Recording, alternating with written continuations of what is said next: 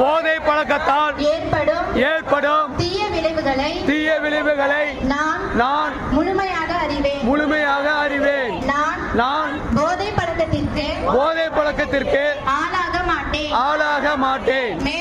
மேலும் எனது குடும்பத்தினரையும் நண்பர்களையும் போதை பழக்கத்திற்கு ஆளாகாமல் தடுத்து அவர்களுக்கு அறிவுரைகளை வழங்குவேன். போதை பழக்கத்திற்கு உள்ளானவர்களை மீட்டெடுத்து அவர்களை நல்வழிப்படுத்த எனது பங்களிப்பை முழுமையாக தருவேன். போதைப் பொருட்களின் உற்பத்தி நுகர்வு பயன்பாடு ஆகியவற்றுக்கு எதிரான தடுப்பு நடவடிக்கைகளின்